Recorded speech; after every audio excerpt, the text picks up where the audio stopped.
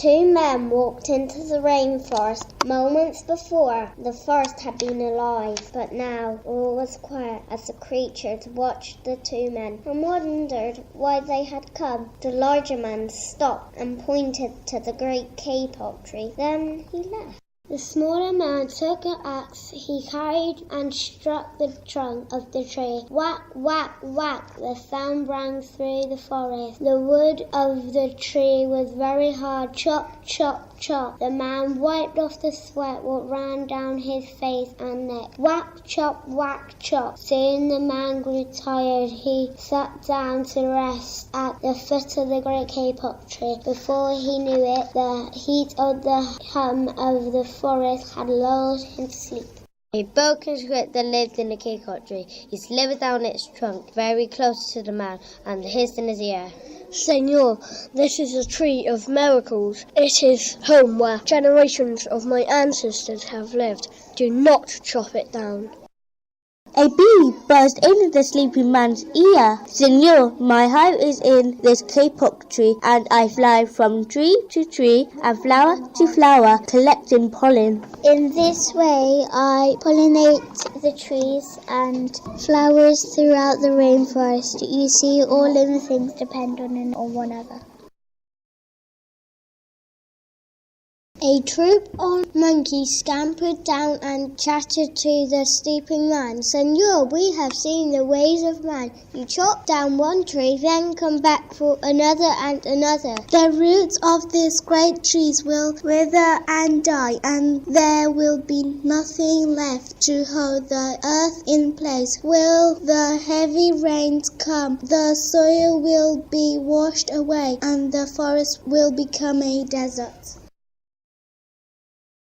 A toucan and a macaw flew down the canopy. Senor, you must not cut down this tree. You have flown over the rainforest and seen what happens once you begin to chop down this tree. Many people settle on the land. They set fire to the underbrush, and soon the forest disappears. Where once there was life and beauty, only black and smouldering ruins remain.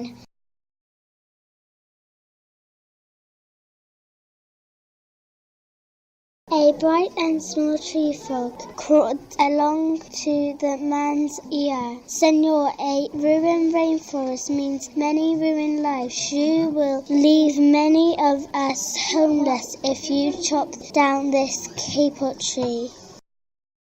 A jaguar had been sleeping along a branch. Now he leapt down and padded over to the man.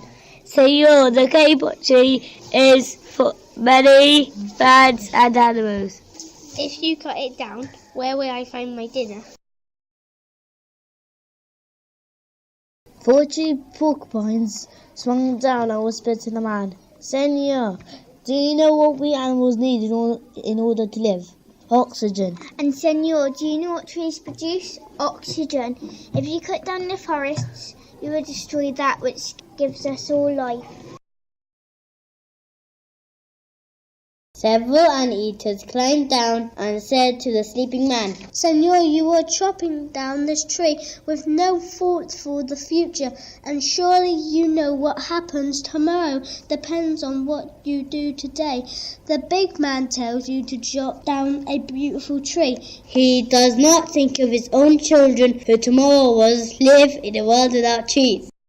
A little sloth plodded ever so slowly to the sleeping man. Senor, how much is beauty worth? Can you live without it if you destroy the beauty of the rainforest? On what will you feast your eyes? A child from the Yanomamo tribe who lived in the rainforest knelt over the sleeping man. Senor, when you wake, please look upon us all with new eyes.